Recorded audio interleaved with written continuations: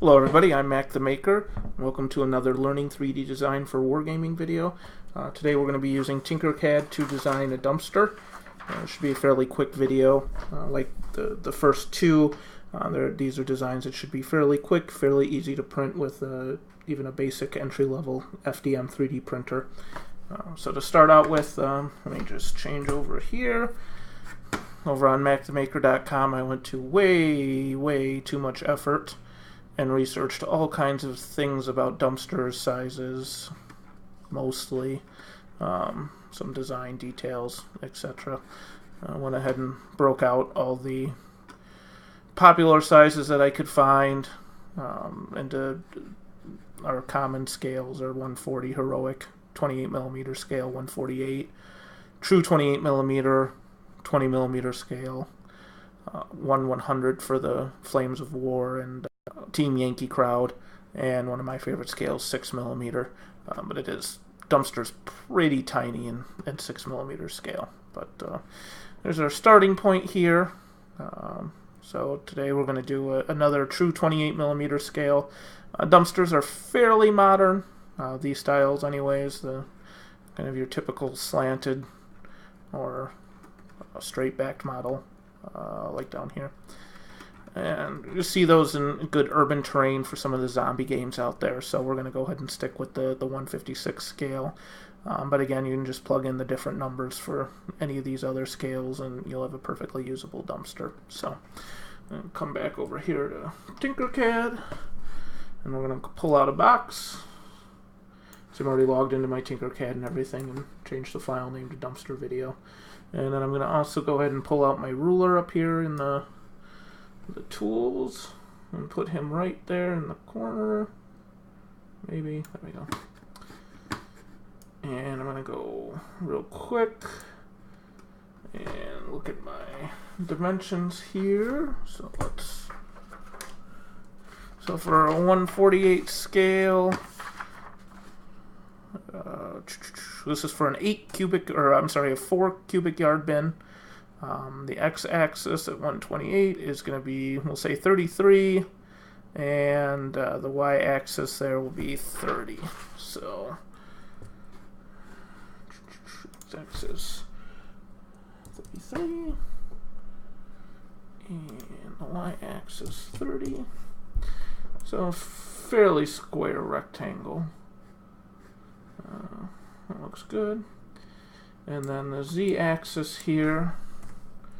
Now most of these are slanted. You can easily do just the square-topped one like these guys, a little further down like these guys here, and skip this next step. I'm going to go ahead and do the slant one because there's a couple new techniques that we're going to use for those. So I'm going to go over here and pull out a wedge.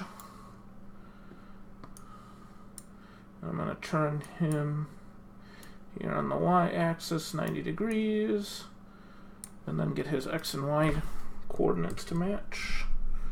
It's 33 and 30, right?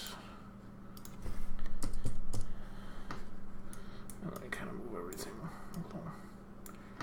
And go back to my dimensions here, and you can see bottom of the slant z-axis and the overall z-axis there to cover for the slant. So it looks like about a 6mm difference there, 21 3/4, so 22mm, and then we'll say 27. So it's more like 6. So I'm just gonna make this slant. Grab the Z height manipulator here and move him down to 6. Now, one thing I did notice on these is sometimes, even though the numbers are right, the slants look a little too aggressive, too steep. And that's another case there. I don't know, to my eye, that just looks like it's a little too steep. So we're going to fudge the numbers here. This is, again, it's just a piece of terrain and it's a dumpster. So in this case, the look of the item and the feel of the item on the board is a little more important than a strict reckoning of the scale numbers. It's just the numbers are a good starting point. So now it's 3mm tall, highlight both items here, and we're at 23. So we're off by a couple millimeters, but I think that's alright. The other thing you have to keep in mind too is these don't normally just sit on the ground. They have some kind of legs or caster wheels they sit on. So I'm guessing the numbers probably might take into account their true, or I'm sorry, just their height from the bottom of the dumpster as opposed to sitting on the ground, because at any of these scales we're not going to model in any legs or anything like that. So alright, there we go. There's the starting of our dumpster. So what I'm going to do now, before I get all the measurements a little skewed, is I'm going to make some tops for this as well. So I'm going to grab out a rectangle here, or I'm sorry, a cube, and I'm going to keep the y-axis, let's see, it's 30 millimeters wide, so let's say 28.5, because we want this to sit on the dumpster but not completely covering the entire top. Well, actually, we can do that. Let's just do the whole top. So 30 millimeters y-axis, and then since there's two, we're going to do 16.5. And let's take this down to a millimeter. And it's starting to look good. Our dumpster lid there. Uh-oh. I have to check that link. Let's go back. So you can see how the lids kind of have the raised portion here. So for this, I think I'm just going to use the a smaller rectangle here. We're going to go ahead and get this to, let's say, 2 millimeters and 16.5. So for right now, we're just going to do, let's do, and then I'm going to put him over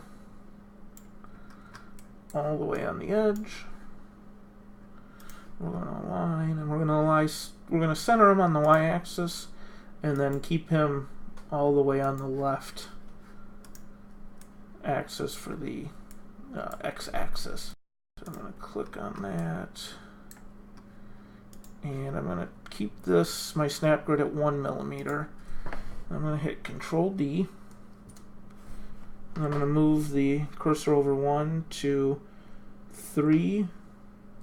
Let's do 4. That looks, sure, that looks okay. And then I'm just going to hit Control D again, and Control D again, and Control D again. And you'll see each time it moves at the same distance our initial move was. That's a little off. So there's a couple ways to do this. You can do it by eyeball, which I might do at this scale and those the little raised details there. If you're off by a couple tenths of a millimeter, I don't think anybody's going to know. Or you can come down here and you can kind of see your distance from the origin rulers that show up. So if I kind of delete these, oops, make sure I get that. I'm going to get that. So here's 117 millimeters plus 2.5 millimeters, so 119.5 millimeters to that point. So I am going to Control D and come here and hit 119.5, and then he should be exactly end to end. Okay. And then I'm going to move, say 1. Let's say 2. There we go. Just ever so slightly off. So I'm going to hold Shift, get the bottom of the door selected, or the lid, and just that very last spar there, align, and get him scooched over there. And then I'm just going to move these guys. I'm going to come down to the snap grid. Let's change that to 1/10 of a millimeter. And move that 1, 2, 3. And 1, 2. And that looks pretty good. I'm going to select everything. I'm going to hit group. And I'm going to hit Control D again and make 2 of them, because I'll need 2 of them for the lids. And there we go. I'm going to come up to our dumpster, and the next thing we're going to do is all the dumpsters tend to have kind of this gusseted rim around the opening. And this part's kind of a pain to do in Tinkercad, especially the slanted backs. The flat ones are much simpler, but it's the same basic process for both. So we're going to go back to Tinkercad. I'm going to pull out a rectangle again, or a cube again. And this time we're going to make this 3 millimeters bigger on X and Y axis than our actual dumpster. So I'm going to make this 36, and I'm going to make this 33. Yep. And then let's make this 1.5. How's that look? That looks pretty thick. And for this part now, we're going to group our cube and wedge dumpster base, just to kind of make things easier. I'm going to change the color. The red on red's a little hard to notice. And I'm going to pull him up. And let's get everything X and Y centered.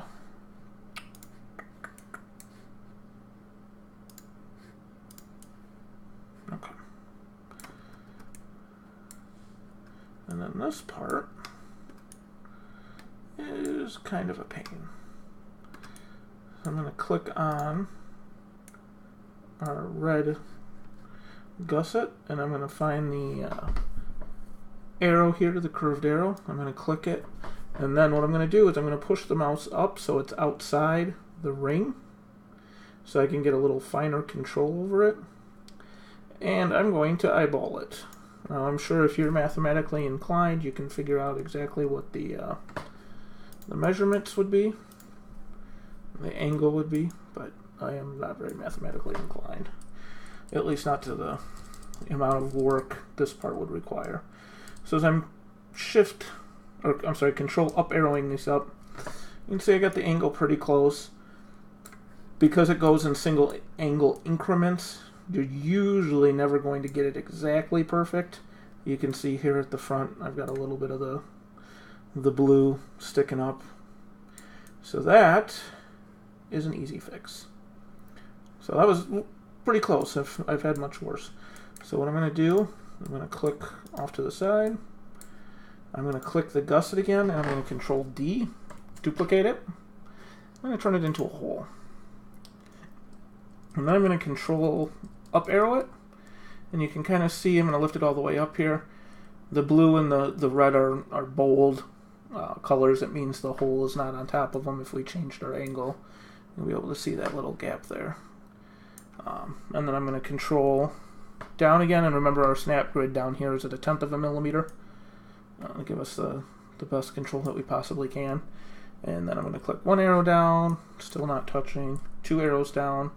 Alright, the front of the dumpster is selected, or covered by the hole, so the next arrow should do everything. Yep, we're good.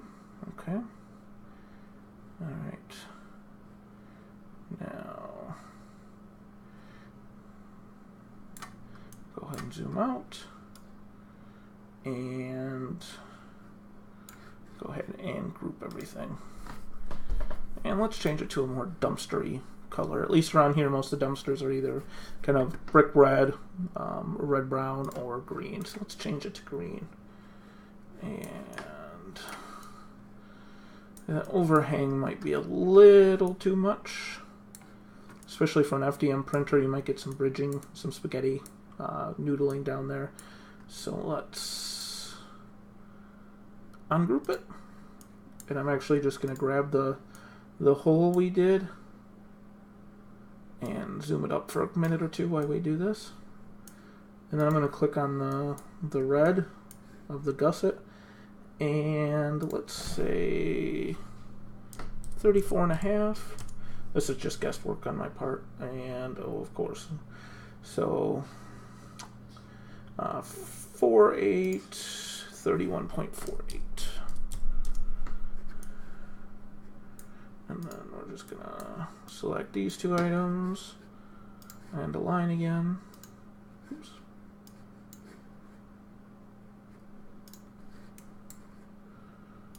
Y-axis, x-axis, and let's kind of try to scroll.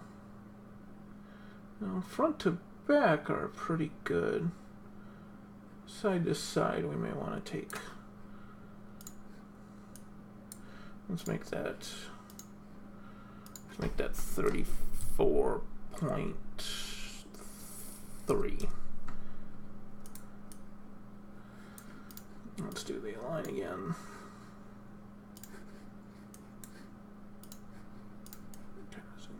Oh, that's much better. Shouldn't have too many spaghetti noodles from that one. Now we'll just grab our angle hole and control down, control up. There we go. Looks like I may have shifted the hole to the side while I was coming down. Let's cheat on this then. Looks like somewhere I missed an arrow key and got everything out of alignment. So I'm going to group the blue can and the red gusset there. Make them one piece. Using align, we'll center that hole on top to make sure we don't end up with any weird wedges or anything. Group. And there is basic dumpster.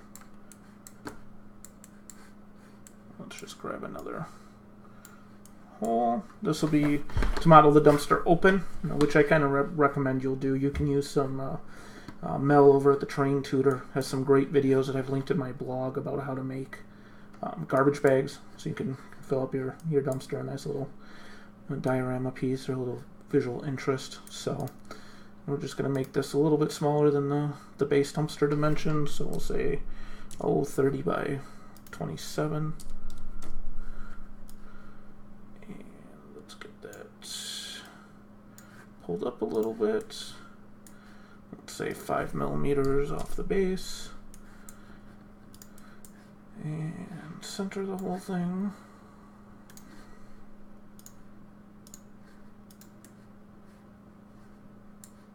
And give it a nice group.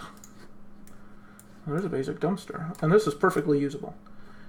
If you want to add one more piece of detail that kind of, depending on your printer and how it does freestanding, free hanging prints, especially if you don't want to use supports, and I tend not to if I don't have to.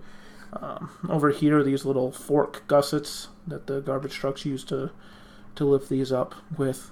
You can see there's a couple different styles, these kind of three-sided half hexagon style, or the straight rectangle one.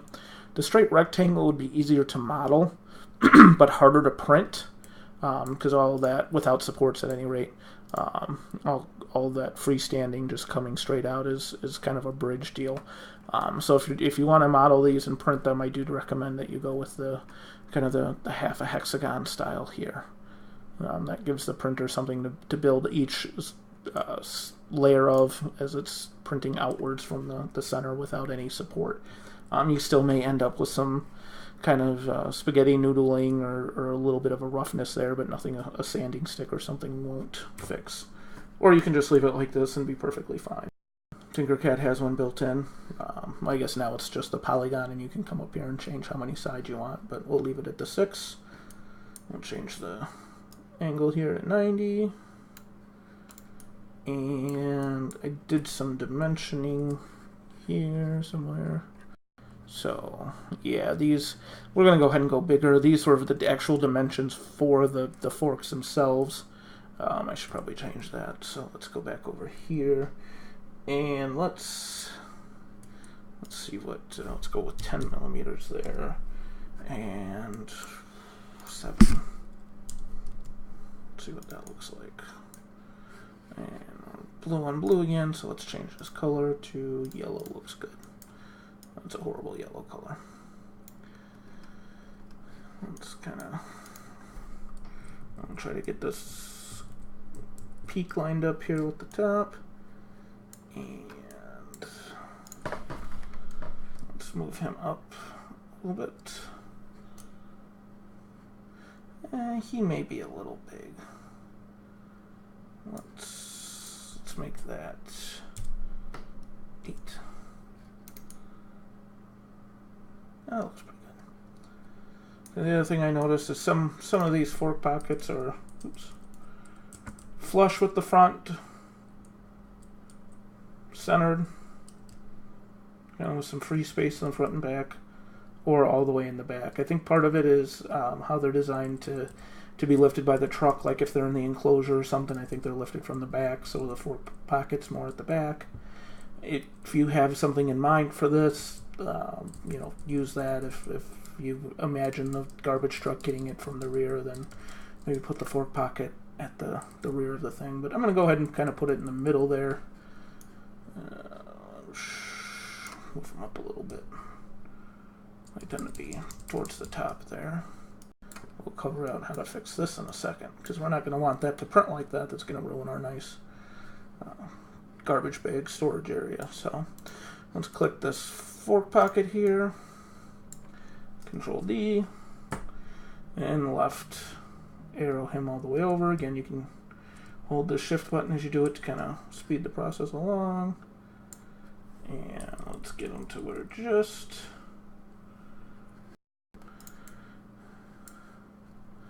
Now we're going to align, but we're only going to align on the y-axis, because if we do it on the x-axis, it'll just hover them in the middle. And there we go. And we want to cut these off, so the easiest way to do that is let's click on our dumpster, hit ungroup, our hole's going to come back. And we're going to draw the selection box around everything, and hit group. And it cut our boxes off. Let's change it back to green. And there you go. You may ask if I'm not going to cut out the actual fork holes. You're getting pretty small there, inviting some problem with the printer, especially kind of, let's see if I can zoom in here to between where, well, let's go ahead and do one just so you can see. Let's maybe make it 2 millimeters by 4 millimeters. Lift them up here.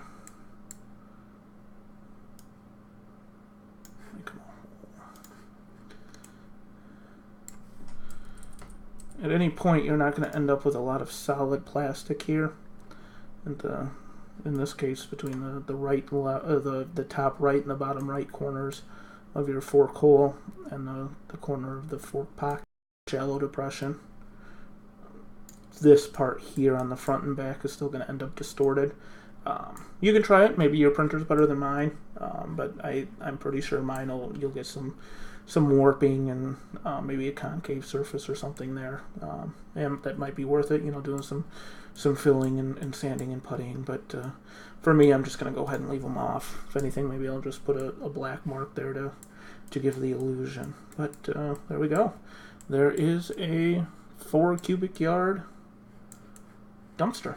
I hope you guys liked this. If you did, click like and subscribe. Check out the blog at macthemaker.com, and we're on Facebook, Instagram, and Twitter. Have a good night, everybody.